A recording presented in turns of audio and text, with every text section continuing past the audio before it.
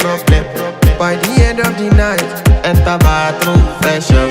I want to flex my love, I want to impress, and I want to carry my love away to a place she loves. I'm